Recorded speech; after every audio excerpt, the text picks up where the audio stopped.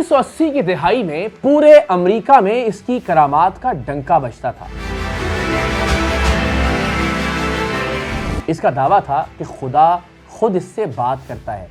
یہ اپنے سامنے آنے والے مریضوں کو ان کے نام، ان کے مکمل پتے اور ان کی بیماری کی تمام تر تفصیلات بتا دیا کرتا تھا۔ John 3784 Archwood Road.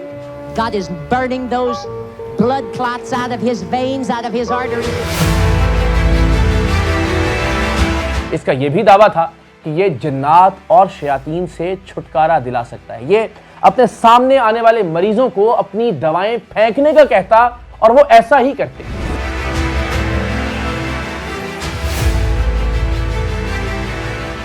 یہ ویل چیئر پر موجود مریضوں کو حکم دیتا کہ اٹھو اور چلو۔ ویل چیئر پر موجود مریض اٹھتے اور چلنے لگتے۔ Stand up, walk on your own.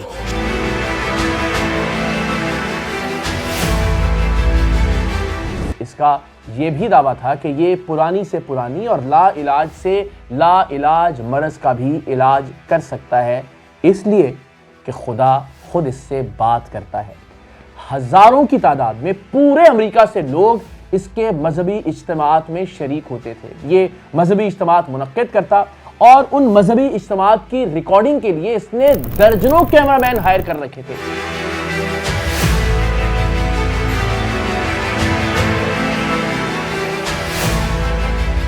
ایک پوری میڈیا ٹیم تھی، ایک پورا پروڈکشن ہاؤس تھا جو اس کے مذہبی اجتماعات کی ریکارڈنگ کرتا اور پھر یہ امریکہ کے مختلف ٹیلی ویژن چینلز پر ٹائم خرید کر ان پروگرامز کو نشر کرواتا تھا، اپنا نمبر دیتا جس سے مزید مریض اس سے رابطہ کرتے اور اگلی بار اس کے مذہبی اجتماعات میں اور زیادہ لوگ شریک ہوتے۔ 1980 کی دہائی میں اس شخص کو موصول ہونے والے نذرانوں اور عطیات کی ماہانہ رقم تقریباً $5 لاکھ تھی، جو آج تقریباً 15 کروڑ روپے بنتے ہیں۔ آج کے 15 کروڑ روپے یا آج کے $5 لاکھ 1980 کی دہائی میں کتنی ویلیو رکھتے ہوں گے، اس کا اندازہ آپ لگا سکتے ہیں۔ خدا سے باتیں کرنے کے دعوے دار اس شخص کا نام تھا پیٹر پاپوف۔ پیٹر پاپوف کئی سالوں تک مذہب، خدا اور شفا کے نام پر لاکھوں کروڑوں ڈالرز کماتا رہا۔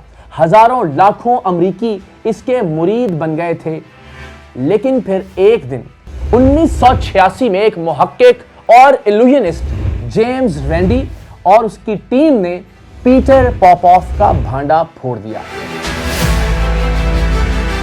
انہوں نے یہ ثابت کیا کہ دراصل پیٹر پاپوف ایک ایئر پیس کے ذریعے ریڈیو کنیکٹیوٹی کے ساتھ اپنی اہلیہ سے کنیکٹڈ رہتا ہے اور اس کی بیوی الزبتھ اسے مریضوں کے بارے میں تمام تر تفصیلات بتاتی ہے، وہ تمام تر تفصیلات جو مریضوں نے اس کے مذہبی اجتماعات میں شامل ہوتے ہوئے ایک فارم فل کرتے ہوئے لکھ دی ہوتی ہیں۔ Hello, Petey. Can you hear me? If you can't, you're in trouble. 1986 میں ایک عام آدمی تصور بھی نہیں کر سکتا تھا کہ ٹیکنالوجی کا استعمال کرتے ہوئے ایک ایئر پیس کے ذریعے یہ ممکن بھی ہے کہ پیٹر پاپوف کسی دوسرے شخص سے ان کی تمام تر تفصیلات لیتا۔ اس بات کو ثابت کرنے کے لیے جیمز رینڈی اور اس کی ٹیم نے ایک پورا سٹنگ آپریشن پلان کیا۔ جیمز رینڈی کے اسسٹنٹ سٹیو شاس کے ساتھ تھے اور ایک کرمنل ایکسپرٹ الیگزینڈر جیسن نے بھی اس سٹنگ آپریشن میں ان کا ساتھ دیا۔ جیسن ایک گارڈ بن کر پیٹر پاپوف کے ایک مذہبی اجتماع میں شریک ہوئے اور اس نے ریڈیو سکینر کے ذریعے اس ریڈیو ایکٹیویٹی کا جائزہ لیا اور اس ریڈیو ایکٹیویٹی کو ریکارڈ کیا، اور ریکارڈنگ میں یہ بات ثابت ہو گئی کہ پیٹر پاپوف کی بیوی الزبتھ اسے ایئر پیس کے ذریعے، وائرلیس ڈیوائس کے ذریعے تمام تر مریضوں کی تفصیلات بتایا کرتی تھی۔ Hello, Petey. Can you hear me?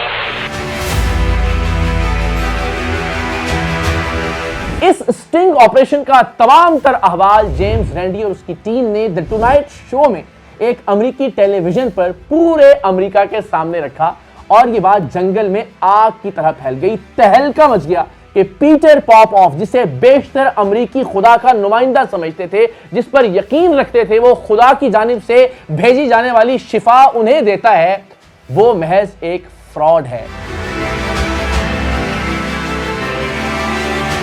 Tonight شو میں جیمز رینڈی نے تمام تر ریکارڈنگ امریکی عوام کے سامنے رکھنی تھی، سو لہٰذا پیٹر پاپوف مان گیا کہ دراصل وہ ایک ریڈیو ڈیوائس کے ذریعے، ایک ایئر پیس کے ذریعے اپنی بیوی سے ہدایات لیتا تھا، لیکن اس نے یہ کہا کہ وہ مریضوں کے نام، پتے اور بیماریوں کی تفصیلات نہیں پوچھتا تھا۔ سو اپنے اس جرم کے جواز اور عذر پیش کیے جانے لگے، لیکن جیمز رینڈی اور اس کی ٹیم نے اپنا کام مکمل کر رکھا تھا۔ پیٹر پاپوف صرف شفا کے نام پر لوگوں سے پیسے نہیں لوٹا کرتا تھا، اس نے ایک اور دھندا مذہب کے نام پر شروع کر رکھا تھا، اور وہ یہ تھا کہ اس نے امریکی عوام سے فنڈز کا مطالبہ کیا کہ وہ یہ چاہتا ہے کہ بائبل کے رشین میں ٹرانسلیٹڈ نسخے وہ کمیونسٹ ایریاز میں بھجوائے، چونکہ وہ کولڈ وار کا زمانہ تھا، اس وقت ایک سرد جنگ تھی امریکہ اور رشیا کے درمیان، تو لوگوں نے لاکھوں کروڑوں ڈالرز کے عطیات پیٹر پاپوف کو بھجوائے تاکہ وہ ہیلیم بیلونز کے ذریعے، یعنی گرم ہوا والے غباروں کے ذریعے بائبل کے رشین میں ترجمہ شدہ نسخوں کو کمیونسٹ علاقوں میں پھینکوا سکے۔ جیمز رینڈی نے اسے بھی ایک فراڈ قرار دیا اور کہا کہ اب تک بائبل کا کوئی نسخہ کسی کمیونسٹ علاقے میں نہیں بھجوایا گیا اور یہ محض ڈالرز کمانے کے لیے ایک نیا دھندا ہے۔ جب پیٹر پاپوف کا یہ فراڈ بے نقاب ہوا تو پیٹر پاپوف نے اپنے دفتر اور اپنے گھر میں چوری کا ایک ڈرامہ رچایا اور کہا کہ نہ صرف یہ کہ لوگوں کی جانب سے بھجوائے جانے والے لاکھوں کروڑوں ڈالرز کے عطیات چوری ہو گئے، بلکہ بائبل کے وہ ٹرانسلیٹڈ نسخے بھی چوری ہو گئے ہیں جسے پیٹر پاپوف نے گرم ہوا والے غباروں کے ذریعے رشین علاقوں میں، کمیونسٹ علاقوں میں بھیجوانا تھا۔ لیکن جیمز رینڈی اب مکمل طور پر اسے بے نقاب کر چکا تھا، سو آہستہ آہستہ یہ شعور امریکی عوام میں پھیلنے لگا اور لاکھوں اور کروڑوں ڈالر کی جو آمدن تھی وہ متاثر ہونے لگی، حتیٰ کہ ستمبر 1987 میں پیٹر پاپوف دیوالیہ ہو گیا، اس نے بینکرپسی کا اعلان کر دیا۔ پیٹر پاپوف کے بینکرپسی کے اعلان کے بعد، یعنی اس کے دیوالیہ ہونے کے تقریباً 11 برس بعد، واشنگٹن پوسٹ نے 1998 میں ایک مرتبہ پھر یہ خبر دی کہ پیٹر پاپوف واپس آ رہا ہے۔ اس بار اس نے نئے ہتھ کنڈوں کا استعمال کرنا شروع کیا، بالکل اسی طرح سے اس نے امریکی ٹیلی ویژن چینلز پر ایئر ٹائم خریدا اور دنیا کو یہ بتایا کہ اس کے پاس ایک معجزاتی پانی ہے جو چرنوبل کے مقام پر نیوکلیئر حادثے کے مقام سے حاصل کیا گیا، اور اس کے نتیجے میں نہ صرف یہ کہ انسانوں کو بلکہ جانوروں کو بھی شفا ملتی ہے، اور صرف شفا نہیں بلکہ ان میں معاشی طور پر خوشحالی بھی آتی ہے، اور اس سے اس کے نئے دھندے کا آغاز ہوا۔ نہ صرف امریکہ میں بلکہ برطانیہ میں، آسٹریلیا میں، نیوزی لینڈ میں اس نے اپنے اس طلسماتی اور معجزاتی پانی کے ایڈز اور کمرشل چلانا شروع کیے۔ 2007 میں ایک امریکی جوڑے نے دعویٰ کیا کہ شفا کے نام پر پیٹر پاپوف ان سے لاکھوں ڈالرز وصول کر چکا ہے، جس پر پیٹر پاپوف نے خاموشی اختیار کی۔ تو لوگوں کو اس طرح سے بے وقوف بنا کر لاکھوں کروڑوں ڈالرز کمائے جاتے رہے۔ بدقسمتی کی بات یہ ہے کہ مذہب کے نام پر دھندا کرنے والے پیٹر پاپوف نے 2006 میں ایک چرچ رجسٹر کروا لیا، اور اس چرچ کے رجسٹر ہونے کے بعد اب پیٹر پاپوف کی آمدن، وہ کتنے لوگوں کو کیا تنخواہ دیتا ہے، وہ کیا اخراجات کرتا ہے، اب امریکی قوانین کے مطابق کوئی بھی اس کی باز پرس نہیں کر سکتا۔ لیکن پیٹر پاپوف کا لاکھوں کروڑوں ڈالرز کا دھندا آج کے امریکہ میں بھی جاری ہے۔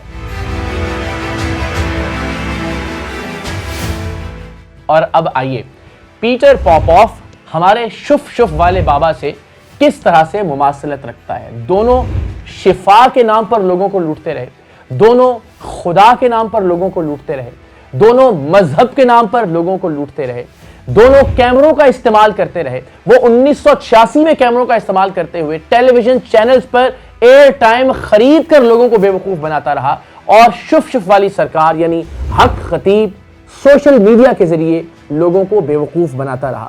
پیٹر پاپوف بھی ویل چیئر سے لوگوں کو کھڑا کرنے کا ڈرامہ کرتا، اور 40 برس بعد آج بھی حق خطیب اور شف شف ویل چیئر سے لوگوں کو کھڑا کرنے کا ڈرامہ کر رہا ہے۔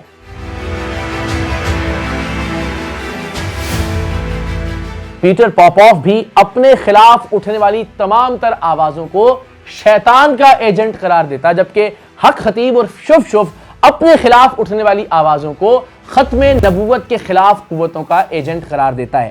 پیٹر پاپوف نے لاکھوں کروڑوں ڈالرز کمانے کے لیے مذہب کا استعمال کرتے ہوئے لوگوں کے بائبل سے متعلق جذبات کو استعمال کیا اور کہا کہ وہ کمیونسٹ علاقوں میں گرم ہوا والے غباروں کے ذریعے بائبل کے نسخے بھیجے گا تاکہ مذہب کی خدمت کی جا سکے، عیسائیت اور کرسچینٹی ترویج پا سکے۔ بالکل ویسے ہی لوگوں کے جذبات کا استعمال کرتے ہوئے حق خطیب اور شف نے نعوذ باللہ ختم نبوت کے عقیدے کا استعمال کیا اور کروڑوں اربوں روپے کی جائیدادیں اپنے نام پر کروا لی، اس لیے کہ وہ ختم نبوت سینٹرز بنانا چاہتا تھا۔ لیکن نہ تو کبھی بائبل کمیونسٹ علاقوں میں بھجوائی گئی پیٹر پاپوف کی جانب سے اور نہ ہی حق خطیب کی جانب سے ختم نبوت سینٹرز کا قیام عمل میں آیا جب تک ہم نے اسے بے نقاب نہیں کیا۔ پیٹر پاپوف نے اپنے پیسے کو بچانے کے لیے امریکہ میں ایک چرچ رجسٹر کروا دیا تاکہ کسی بھی طرح سے لوٹی ہوئی رقم کا آڈٹ نہ کیا جا سکے، اور بدقسمتی سے پاکستان میں بھی حق خطیب اور شف ختم نبوت کے مقصد کے پیچھے چھپ کر اپنی اربوں کھربوں روپے کی جائیداد کو بچانے کی کوشش کر رہا ہے۔ تو ناظرین، جیسے کسی بھی دہشت گرد کا کوئی مذہب نہیں ہوتا، اسی طرح فراڈ، شعبدے باز، جال ساز، دغا باز اور لوٹ مار کرنے والوں کا بھی کوئی مذہب نہیں ہوتا۔ یہ لوگ محض مذہب کا نام استعمال کرتے ہیں غریب اور سادہ ہلاو لوگوں کو لوٹنے کے لیے، مریضوں کی مجبوریوں کا فائدہ اٹھانے کے لیے۔ ان دہشت گردوں کی بھی نہ کوئی سرحد ہوتی ہے، نہ کوئی عقیدہ ہوتا ہے، نہ کوئی مذہب ہوتا ہے اور نہ کوئی نظریہ ہوتا ہے۔ پیٹر پاپوف یا حق خطیب جیسے لوگ دنیا کے ہر ملک میں، دنیا کے ہر عقیدے میں اور دنیا کے ہر مذہب میں پائے جاتے ہیں۔ ہم اسی طرح کے لوگوں کو بے نقاب کرنے کی جد و جہد کر رہے ہیں اور آپ سب سے درخواست ہے کہ آئیے اس جد و جہد میں ہمارے ساتھ شریک ہو جائیے۔